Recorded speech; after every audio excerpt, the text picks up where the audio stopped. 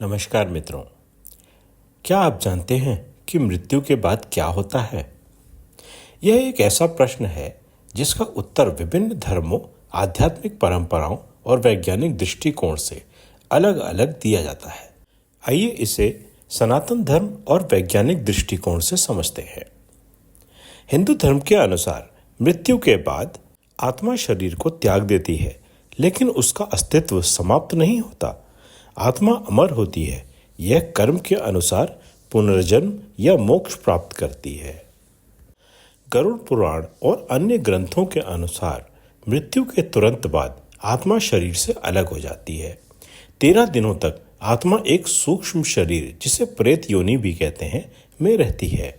कर्मों के आधार पर आत्मा यमराज के दरबार में जाती है। आत्मा को पुण्य और पापों का लेखा जोखा दिखाया जाता है। फैसला होता है पुनर्जन्म, स्वर्ग या नरक। अगर पुण्य ज्यादा है तो आत्मा को स्वर्ग या अच्छे परिवार में जन्म मिलता है। अगर पाप ज्यादा है तो आत्मा को नरक या किसी निम्न योनि जैसे जानवर, कीट, पतंग में जन्म मिलता है। अगर आत्मा उच्च स्तर पर पहुंच गई है, वह मोक्ष प्राप्त कर लेती है और जन्म मरण के चक्र से मुक्त हो जाती है। गीता के अध्याय 2 श्लोक 22 में लिखा है, जैसे मनुष्य पुराने वस्त्रों को त्याग कर नए वस्त्र धारण करता है, वैसे ही आत्मा पुराने शरीर को छोड़कर नया शरीर धारण करती है। बौद्ध धर्म में भी आत्मा की अवधारणा लगभग समान ही है, लेकिन पुनर्जन्म और कर्म का सिद्धांत प्रमुख है। मृत्यु के बाद चेतना नए शरीर में प्रवेश कर जाती है। आत्मा नहीं बल्कि कर्मों का प्रभाव आगे बढ़ता है। अगर कोई निर्वाण प्राप्त कर लेता है तो जन्म मरण चक्र से मुक्त हो जाता है। दूसरे धर्मों अर्थात इस्लाम और ईसाई धर्म में भी लगभग एक जैसी मान्यता है, हालांकि वह सनातन धर्म से भिन्न है। उनका मानना है कि मृत्यु के बाद आत्मा को कब्र में बरज़ख नामक स्थान पर रखा जाता है। यौम अल क़ियामह आएगा, अर्थात अंतिम दिन या फैसले का दिन, जब सभी को पुनर्जीवित किया जाएगा। अल्लाह के फैसले के अनुसार जन्नत या जहन्नुम मिलेगा। ईसाई भी लगभग ऐसा ही मानते हैं। मरने के बाद आत्मा परमेश्वर के सामने जाती है। फाइनल जजमेंट के दिन सभी आत्माओं को पुनर्जीवित किया जाता है। अच्छे लोग स्वर्ग में और पापी नरक में भेजे जाएंगे। विज्ञान के अनुसार मृत्यु के बाद शरीर नष्ट हो जाता है और मस्तिष्क की गतिविधियां बंद हो जाती हैं। कई लोगों ने मृत्यु के करीब जाकर बताया है कि उन्होंने एक सुरंग, रोशनी या अपने जीवन की घटनाओं को दोबारा देखा। कुछ वैज्ञानिक इसे मस्तिष्क की न्यूरोलॉजिकल प्रतिक्रिया मानते हैं। उनका यह कहना है कि ऊर्जा नष्ट नहीं होती, बस रूप बदलती है। इसका मतलब आत्मा भी किसी अन्य रूप में बदल सकती है। यह भौतिकी का नियम है। सनातन धर्म और विज्ञान में गहरा संबंध है, बस दोनों का दृष्टिकोण थोड़ा अलग है। विज्ञान और सनातन धर्म का यदि मिलान करते हैं तो हमें मिलता है कि जहां सनातन धर्म कहता है कि आत्मा अमर है, वहीं विज्ञान कहता है कि ऊर्जा कभी नष्ट नहीं होती। सनातन धर्म जन्म मरण के चक्र में विश्वास रखता है।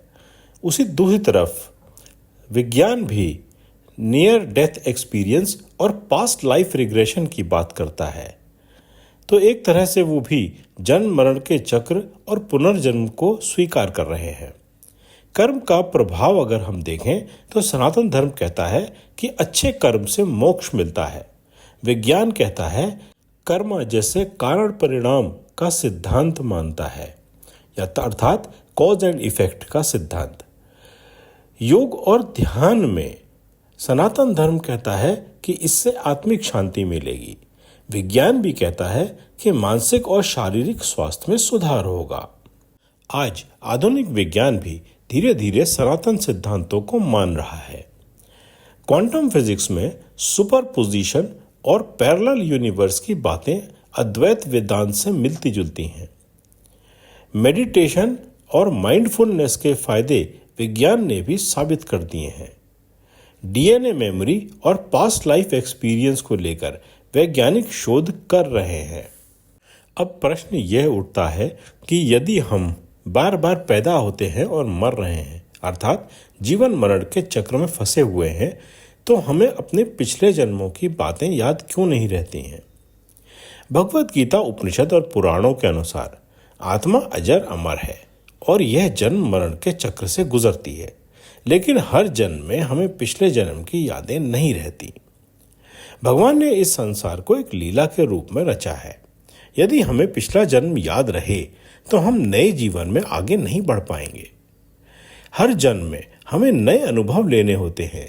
अगर हमें पता होता कि हमने पिछले जन्म में क्या किया है तो हम उसी कर्मों के प्रभाव में ही फंसे रहते और आगे नहीं बढ़ पाते। गरुड़ पुराण के अनुसार यह यमराज का वरदान ही है कि मृत्यु के बाद आत्मा वैतरणी नदी से गुजरती है, जहां आत्मा को पिछले जन्म के कर्मों का अनुभव कराया जाता है। फिर यमराज उसकी स्मृति मिटा देते हैं। इसलिए हम नए जन्म में पुराने कर्मों को याद नहीं रखते। मनोवैज्ञानिक दृष्टिकोण यह कहता है कि हमारा मस्तिष्क यादों को स्टोर करने का एक तरीका अपनाता है। जब एक बच्चा जन्म लेता है तो उसका मस्तिष्क एक साफ स्लेट की तरह होता है। उसमें नए अनुभव और यादें बनने लगती हैं, जिससे पुरानी यादें दब जाती हैं। पिछला जन्म एक पुराने शरीर और दिमाग के साथ था। नया जन्म एक नए शरीर, नए मस्तिष्क के साथ है। इसलिए पुरानी यादें दब चुकी होती हैं। अगर हमें पिछले जन्म की पीड़ा, रिश्ते और कठिनाइयां याद रहें तो हम मानसिक रूप से विचलित हो जाएंगे। इसलिए हमारा अवचेतन मन इन्हें ब्लॉक कर देता है। विज्ञान पुनर्जन्म को पूरी तरह स्वीकार नहीं करता, लेकिन कुछ शोध इस पर संकेत देते हैं, जैसे पास्ट लाइफ रिग्रेशन की स्टडी। कुछ लोगों ने हिप्नोटिज्म और गहरी ध्यान साधना के जरिए अपने पिछले जन्म की झलकें देखी हैं। डॉक्टर इयान स्टीवनसन ने कई केस स्टडी की हैं, जिनमें छोटे बच्चों ने अपने पिछले जन्म के बारे में बातें बताई, जो बाद में सच साबित हुई। क्वांटम भौतिकी में कहा गया है कि चेतना शरीर के खत्म होने के बाद भी बनी रहती है। कुछ वैज्ञानिक इसे सूचना का स्थानांतरण मानते हैं। तो क्या पिछले जन्म को याद करना संभव है? हाँ, कुछ तरीकों से लोग अपने पिछले जन्म की झलकें देख सकते हैं, जैसे गहरी ध्यान साधना, पास्ट लाइफ रिग्रेशन थेरेपी, सपनों और अवचेतन मन की व्याख्या। भगवत गीता में अध्याय 4 श्लोक 5 में कहा है, हे अर्जुन, मैं और तुम कई जन्मों से जन्म लेते आए हैं। मुझे वे सब याद हैं, परंतु तुम्हें याद नहीं। मित्रों, आशा करते हैं आपको यह जानकारी रोचक लगी होगी। कहानी सुनने के लिए धन्यवाद।